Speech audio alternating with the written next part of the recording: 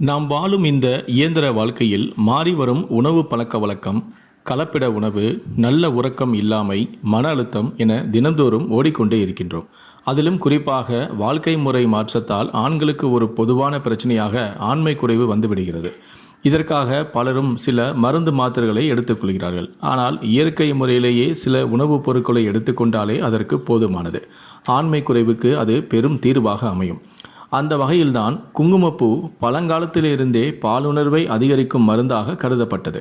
அதை பாலில் கலந்து குடிப்பது உடலுக்கு சக்தியை மேலும் ஊட்டுகிறது மற்றும் தம்பதிகளின் மன அழுத்தத்தையும் குறைக்க உதவுகிறது.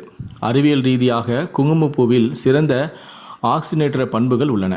அவை மனநிலையை மேம்படுத்துவதற்கும் மன ஆரோக்கியத்தை மேம்படுத்துவதற்கும் பதட்டத்தை குறைப்பதற்கும் தொடர்ந்து உட்கொள்ளும் போது மனசோர்வின் ஆரம்ப அறிகுறியை குறைக்க உதவுகிறது. குரோசின் என்ற நிரம்பி இருப்பதால் குங்குமப்பூ பாலுணர்வை கொண்டுள்ளது. டெஸ்ட்ரோஜன் சுரப்பு மற்றும் விந்தணுக்களின் தரத்தை மேம்படுத்துவதன் மூலம் பாலியல் செயல்திறனை அதிகரிக்க இது உதவும். இதனால் ஆண் மலட்டுத்தன்மை மற்றும் விரைப்புத்தன்மை போன்ற பிற பாலியல் கோளாறுகளை நிர்வகிப்பதில் இது பயனுள்ளதாக இருக்கும். குங்குமப்பூவில் உள்ள குரோசின் உள்ளிட்ட சில இயற்கை நிறமிகள் நமது உடலில் முதுமையையும் நரம்பு மண்டல தேய்மானத்தையும் உண்டாக்கும் எதிர்வினை மூலக்கூறுகளை தடுக்கும் தன்மை உடையதாக உள்ளது.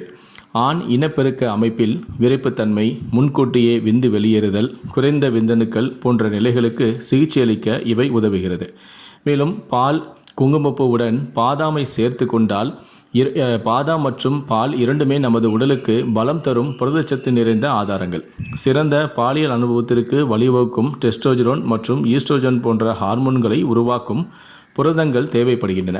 இந்த கலவையானது பாலுணர்வை குறிக்கிறது. இது உட்கொள்ளும் போது நமது செக்ஸ் டிரைவ் அல்லது லிபிடோ அதிகரிக்கிறது, அதாவது ஆண்மை அதிகரிக்கிறது.